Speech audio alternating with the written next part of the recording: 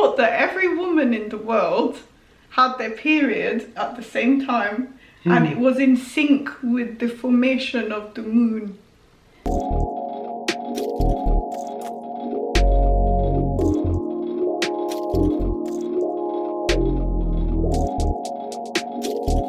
Hello everybody, my name is Paris. I'm Selena. We are Love Uncut. So, today we are talking about periods. Female periods. Female periods, is that, I don't know, I guess animals have periods too. Human periods.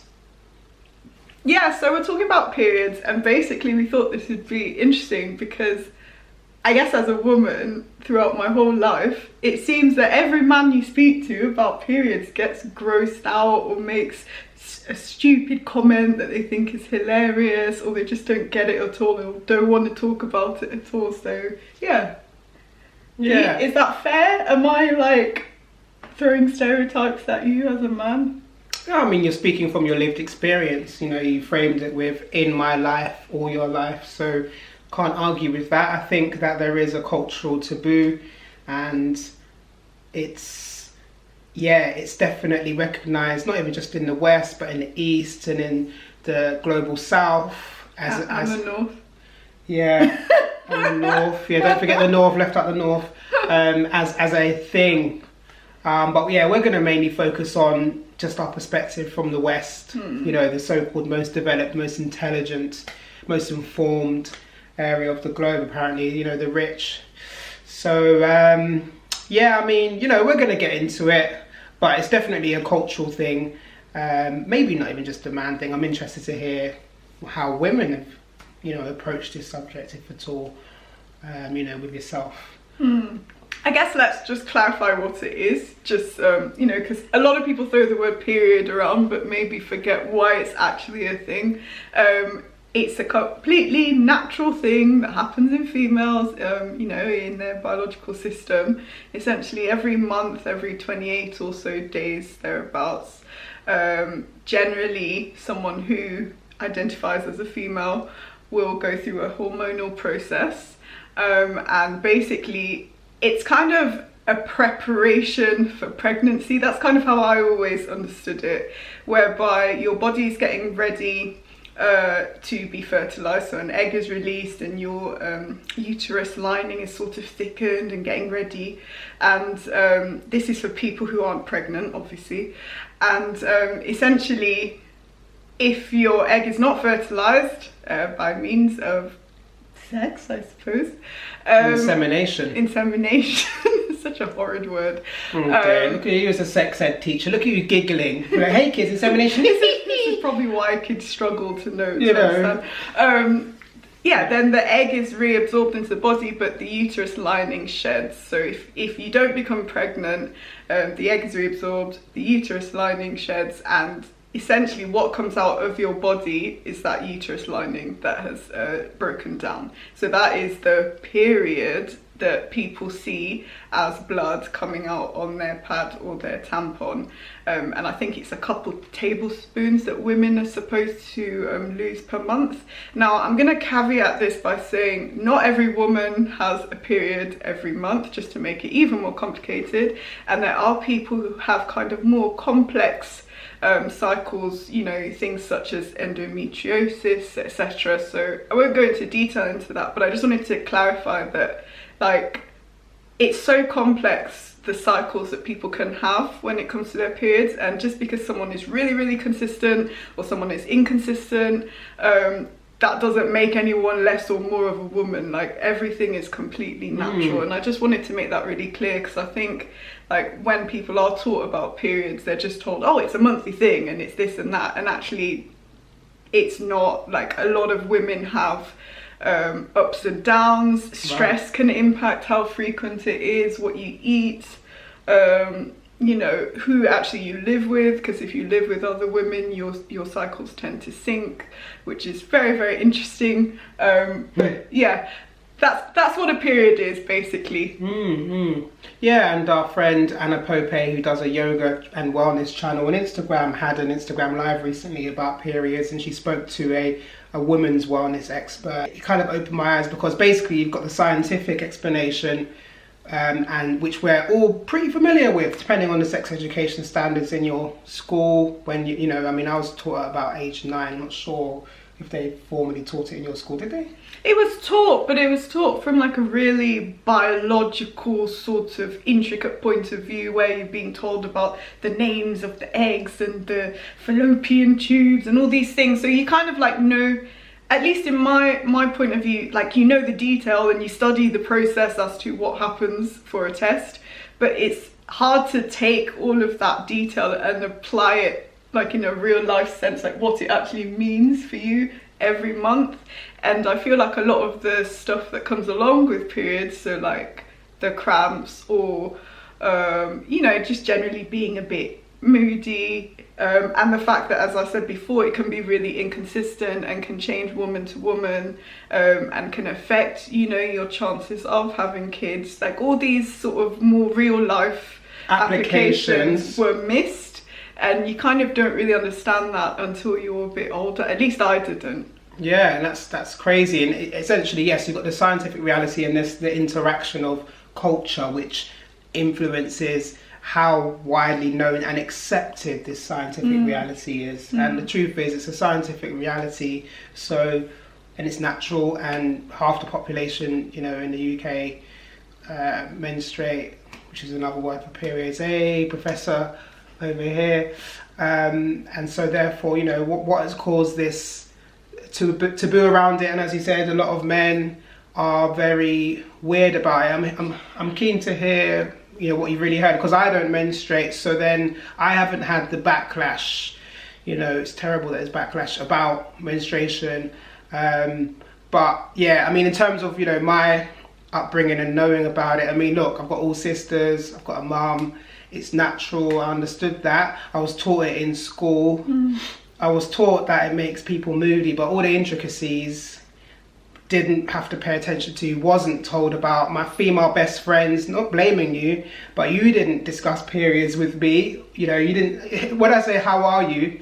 You don't know, no female best friend ever said, oh, this is what's happening, you know, it's my, you know, no one said it to me. So then I guess my, you know, your reference points are limited unless you're really looking out for it. I think the most you learn about periods beyond the science is when you have a partner who menstruates, because then you get to know they're on their face. Yeah, it's in your face. You know, it's you get to know that this is their cycle, and you know this person's all the been stuff weird. that comes along with it. Yeah, from the age of, you know, I don't know, 16 or whatever else it is.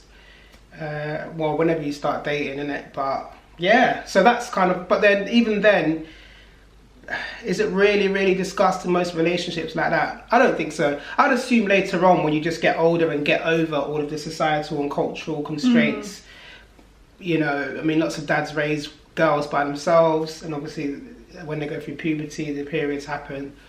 You know, they're not going to put like a packet of always at the door, the girl's door, you know, when they're menstruating, knock on it, leave it there and run off. Like, that's not necessarily what dads do, I don't imagine. But I'm really guessing, if you're a single dad, or if you're a woman that was raised by a dad, let us know in the comments if you're brave enough, you know, how this was approached. I'm trying to think of what you just said about dads. So, like, I've never ever spoke to my dad about it. It was more, obviously, your mum's there, your mum sort of tells you what to do and all that kind of stuff. But there was a point in time where, I don't know, I'd run out of pads or tampons, I can't remember which, and I knew he'd gone out to the shops, and I was like, oh my gosh, how do I ask my dad to get this for me? Because I was like, and I was just like, fine, I'm just gonna ask him. So I asked him, and he was so like, just like, yeah, sure, just send me a picture of what you need so I get the right thing. And I thought he'd like not respond because he didn't want to buy it. Or was like, I don't know, because I just never had that interaction. It had never been discussed, yeah, and I didn't know if, because he's like an older man, if he'd feel comfortable with it. But I was quite pleasantly surprised, and I feel like that in itself speaks volumes about how we've been conditioned. Yeah, like almost not to, like you talked about, oh, you know, your friends, girlfriends, whatever, not talking about it. And I feel like women are conditioned from a young age not to really talk about it in detail. It's just like, oh, it's happening. Or even when it is happening, you try and hide it. Like I remember in school, if you did have to go to the bathroom to you know, change your pad or whatever, like I'd hide it up my sleeve, and I carried that into doing that at work through to being, you know, that's still to this day. Big woman, yeah. So and I remember once I had it in my back pocket, and someone actually saw it at work and was like, "Oh, careful, in case a guy sees that." This was a woman that said this to me, and I was just like, "What? Nonsense. If they see it, what are they gonna do? Like, you know, I'm already trying to be as inconspicuous as possible, and then you're now saying it's not enough. It's just, what are they gonna do, like Star Wars The Force, and then stop you from having your period, you know? Oh my god, you know, you can't. Yeah, it's so really weird. So now I don't do that anymore, and like even in our flat we have like a little basket thing by the loo, which I make it a point to leave this in the guest one. Why are you telling everyone? No, you ain't coming to my house. You ain't coming to my house. Oh dear. Unless you but give us some I money. leave pads and tampons there, obviously if anyone needs them, but also just to like normalise it a little bit more. Like there's nothing wrong with it. Yeah. It's natural. You've probably never even noticed, knowing you, this. No, I'm just saying I've never had any kind of opinion on it. Oh no, but like growing up, it's like you have to hide it away in the back of the cupboard so no one sees it. I don't know, it's just weird. Okay. And I was never told to do this, right? Never told to hide. To hide it. I just... You got the message. Got the message somehow. So yeah, society and culture. Society and culture feeds us so many different messages. It's not just about periods. So oftentimes you grow up and you think that your perspective on something is yours, but the truth is it's been fed to you. But with something like periods, or you know, you can grow up and realize, oh, where the hell did I get this from? Even my own parent who bloody brought me into this world, you know, it could affect our dynamic in terms of this thing. It's weird. So yeah, watch out for the programming, people. It's real. Sorry. Yeah, I mean, no, it's real. It's not a conspiracy, but yeah, it is programming, you know, and unfortunately people are shamed into this, shamed into something that they literally cannot help. Why have we got a society or a culture that shames people or blames people or ostracizes or oppresses people based on something they cannot help? They were born this way. Makes no It's not even sense. Being born, it's just natural. And also, sorry, something that like has just come into my head because you just said that. Periods allow for people to be born, right? There's so much wonder and like awe around pregnancy. So why is there so much like, I don't know, awkwardness and almost fear of the period? Of the, you know, the process that allows for that pregnancy to happen. Everyone loves the little cute baby at the end, but like, do you understand what I mean? Yeah, I do. It's the whole process. It allows for birth. Why? It's part, like, without that, no one would be born. It's just crazy to me that it's such a weird thing and people get so weirded out about it. Yeah, in the rich Western world, you know, developed people are educated. Where we're meant to be informed. In Scotland, have paved the way recently with ending period poverty. So that's when women can't afford the menstruation pads or cups or tampons. You know, it basically affects you going to work and school. And women watching this won't be surprised by this at all, but for you, you know, a little percentage of guys that are watching this, big up yourselves, that's a thing. So, you know, it's affecting people's education and their standard of life. And in a Western developed country, Scotland are basically saying, why is this happening? Yeah. What the hell? So they're leading the way. Big up Scotland, man. They voted Remain. They're doing this. They're also ban smacking. You know, they had the rental controls as well. Should we move there? A bit too cold. Yeah. Damn it. Well, I just want to know, how expensive is it? Like, how much would you say has to get spent on it a month? Does it depend woman to woman, flow to flow or something? Or? It depends. I mean, look, you can get little packs, you can get big ones, you can get, as I say, different brands. How expensive, yo? It depends what you buy. A pad, the night pad with the little wings, the long pad, the maxi pad. How much money though? £10 a month? What is it? Netflix subscription? Yeah, on average, I guess. But yeah, anyway, either way, you know, in these so-called rich... Depends how heavy your flow is. Yeah, in these so-called rich countries, period poverty is still happening. Maybe England will catch up, but, you know, I'm not holding my breath. Yeah, in terms of, you know, my interaction with periods in the real world after that brief sex education was, I remember vividly, I just started secondary school. So that's from the age of 11 in the UK. And I remember we were all in assembly, and then the school nurse basically instructed at the end of the session, as an extra kind of section, she instructed all the girls to stay seated and all the boys to leave. And then there was curiosity in our minds, or in my mind definitely. Oh, that's bad. Yeah, exactly. What are they getting? They're getting something that we're not getting. What's going on? You know, getting sweets or something. Well, technically, yeah, I guess they are getting. I don't know what. Anyway, yeah, I mean, I asked one of the girls. It's like, so what happened? You know, wasn't told. She just kind of gave me she just blanked me kind of thing, you know. And really, yeah, what do you mean really? Society gives women this mandate to push men out of certain conversations, for sure. It doesn't make sense, but you'll actually see an opinion online that men should not be discussing issues like women's menstruation or their perspective because they don't do it. So there's definitely a box that men. But that is what leads to all this weirdness, because no one is allowed to discuss it or be involved from an early age, apart from maybe really abstract scientific sort of definitions and whatever that you have to learn. So you never really understand what it means or what the significance is in real life. So then you just kind of get your information secondhand or from like sitcoms where women are meant to look like they just are made out to look like bloody sloths or blobs during their period week, just eating anything they can get their hand on. Do you know what I mean? Like, it's so...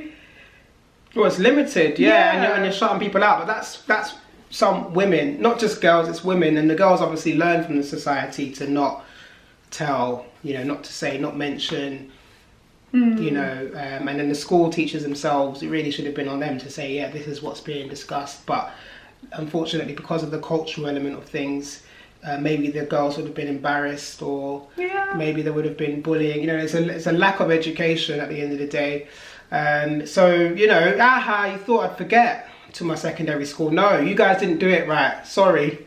Because I know in this day and age, maybe things have increased, improved. I doubt it though, but maybe they have. But back then, they didn't do a good job of educating kids, basically. So if you're telling these boys and girls from young, okay, this is also the reality, the applicability of the science, it will just help change the narrative. Yeah, just be aware of it, be sensitive to it. It's natural, it's not something that's like... I mean, I read some stories online, kind of just prepping for this, and there was a guy that literally thought, he thought that every woman in the world had their period at the same time, and it was in sync with the formation of the moon.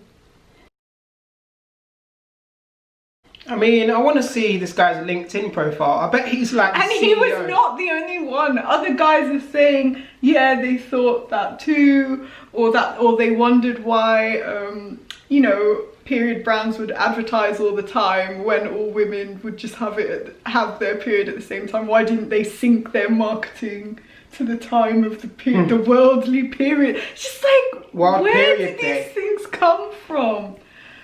Oh, well, I mean, if you don't educate people, they're going to make up their own stories, and that's why... The moon. They're going to make up their own stories, so that's why I'm an advocate for sex education. That's another debate, but a lot of people are like, if you tell kids about, you know, different types of sexualities and whatever, they're going to do it. But if you don't tell people, they're going to make up their own stories. It's going to lead to ignorance, sometimes hate. Just struggle, like really struggle through something that, you know, there's information about, then they could make informed choices as opposed to making, as you say, stupid choices based on what someone's told them or what they've made up in their head or whatever. Yeah, no, 100% agree. And I don't know, I just don't, it's silly, it's so silly, but these people are, you know, I can't blame the people, so I can't laugh at them to that extent. But maybe, I don't know. I probably shouldn't have laughed, but it's just The moon. The moon, guys. Well, people believe in star signs and that. It's not, I don't know, maybe it's kind of not too far removed from that. But yeah, I mean, it's an intimate thing. So this is my perspective on periods. So it's an intimate thing. You know, I mean, in normal days, in a normal conversation, to talk about somebody's vagina or private parts in any kind of capacity, it's just not done. So then I can see why, I can see that it's a private thing, I can see it's a personal thing, I can see that it's intimate, but we also need to combine with the fact that it's normal. And I think what you've said is really important, because like we're saying stuff about, oh, you know, you should be able to talk about it, etc. Some women won't want to talk about it, and as you said, it will be something that they feel is private and just what they want to go through on their own, or their bodily process, and that's it. And that's absolutely cool. We're kind of just talking about more in a generic sense, so that kids are informed about it properly when they're younger, so that it doesn't become this big, weird, awkward, bantery thing when they're older. It's just like, oh, you're on your period, cool. It's just like normal. Do you know, like, it's like not having a cold, because it's not an illness, but it shouldn't have any stigma attached to it. Yeah. Something that, you know, the interaction between Anna Pope, the yoga wellness friend, go check her out on Pope Love Yoga on Instagram, don't know, and the period expert, I forget her name, sorry, but you're still an expert though, so yeah. Madam Expert. Anna was more speaking to the cultural side, you know, can we explain why women feel sensitive or why women may get moody, and whereas I think the period expert was more, this is just a fact, this is how your diet can affect it, this is how stress can affect it. So it's a common thing that all women go through, but the experience of it, even month to month, differs a lot. So we can't, we can't umbrella this, if you know what I'm trying to say, but at the same time there is an umbrella perception. I think the umbrella perception has to be that it's a biological process, it happens, it's natural. However, how women go through it is different woman to woman in terms of how their body responds, in terms of how symptoms, emotionally they respond, diet, etc. Even how it happens is different woman to woman, as I said before. Some women get it really consistently every month, same time. Some women get it every other month, every few months, or don't get it at all for a period of time because of different circumstances, or because they're in a lot of pain, or because they're stressed, diet, etc. But it's different woman to woman, and also even if that woman like, her pattern can change, things can change. You travel, your period changes. It changes if you move in with a woman. It changes if you're stressed. 1 month you won't have any cramps, the next month you will have loads of cramps, and you're going to need a hot water bottle and, you know, some tender loving care. It's just like, you just have to know that can happen. And just go with it, really, and not make someone feel like there's something wrong with them because they feel a bit low during their period, or actually they don't have any cramps, or, you know, like, it's just natural. Just accept it for what it is. Women can be the change that they want to see in terms of the way they treat other women, in terms of the willingness to speak to just the men in their lives, maybe not your workmates like that, because it's political in work. But, you know, and that will kind of help break the stigma. I know at my last workplace they had these lockers for women, specifically for women, and then there was like a mirror and also some sanitary products as well. Just for free? For free, yeah. Oh, that's nice. Yeah, so there's a lot of care and consideration there. And, you know, I've noticed most places I've worked, the women's toilets are closer as well. I don't know if that's a thing, but, you know, it just makes life maybe a bit easier maintaining yourself and your health and sanitization during your menstrual cycle, you know. Hey, it's not a joke, because if that happens, like, it's happened to me once when I was younger, it just comes.